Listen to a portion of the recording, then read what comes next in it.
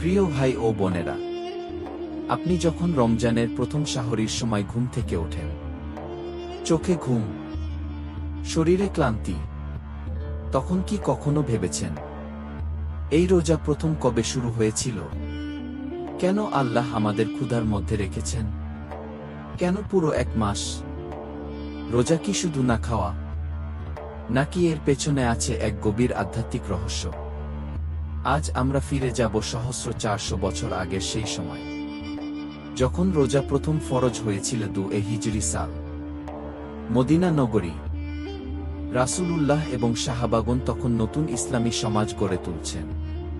ঠিক সেই সময় আল্লাহ নাজিল করলেন সেই আয়াত, হে ঈমানদারগণ, তোমাদের উপর রোজা ফরজ করা হয়েছে, যেমন ফরজ করা হয়েছিল তোমাদের পূর্ববর্তীদের উপর, যাতে তোমরা তাকওয়া অর্জন করতে পারো। সূরা আল বাকারা 2:68। এই আয়াত শুধু একটি আদেশ ছিল না, এটা ছিল একটি আমানত, একটি দায়িত্ব, একটি রহমত। রোজা শুধু আমাদের জন্য নয়, হরত মুসা এর সময়েও সিয়াম ছিল। হরত ঈসা এর অনুসারীরা উপবাস করতেন। ইতিহাস বলে, নবীগণ যখন আল্লাহর নৈকট্য চাইতেন, তারা খাবার কমিয়ে দিতেন, রাত জেগে ইবাদত করতেন। কিন্তু পূর্ণ এক মাসের রমজান, এটা ছিল উম্মতে মুহাম্মাদির জন্য বিশেষ উপহার। রমজান মাস কেন নির্বাচিত হল? কারণ এই মাসেই নাজিল হয়েছে কুরআন। প্রথম ওহী নাজিল হয়েছিল গারে হেরাতে, এক নিঃশব্দ রাত।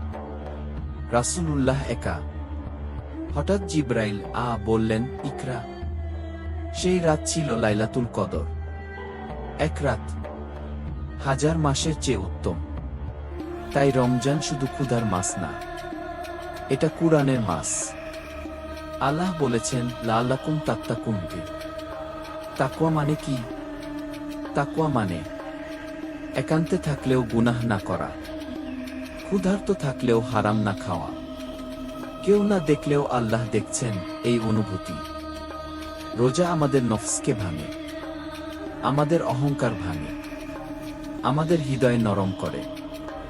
ভাবুন, মদিনার গরম দিন, কোনো এসি নেই, কোনো ঠান্ডা পানীয় নেই, তবুও তারা রোজা রাখতেন।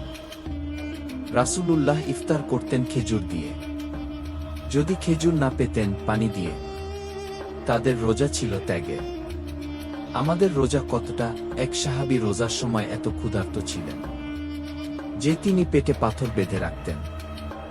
রাসূলুল্লাহ নিজের পেটেও 2টি পাথর বেঁধেছিলেন। এই ছিল তাদের ইখলাস, এই ছিল তাদের ভালোবাসা। আজ আমরা সামান্য ক্ষুধায় বিরক্ত হয়ে যাই, কিন্তু তারা ক্ষুধাকে ইবাদত বানিয়ে ফেলেছিলেন। প্রিয় ভাই ও বোনেরা, রমজান আসে, রমজান চলে যায়, কিন্তু প্রশ্ন হলো, আমরা কি বদলাই? যদি আমাদের নামাজ না বদলায়, আমাদের চরিত্র না বদলায়, আমাদের চোখ, জিহ্বা, হৃদয় না বদলায়, তাহলে আমরা শুধু ক্ষুধার্ত থেকেছি, রোজাদার হইনি। হে আল্লাহ, আমাদের রোজাকে শুধু ক্ষুধা বানাবেন না, এটাকে তাকওয়ার পথে পরিণত করুন। আমাদের হৃদয়কে নরম করুন। রমজানকে আমাদের জীবনের মোড় পরিবর্তনের মাস বানিয়ে দিন। আমিন।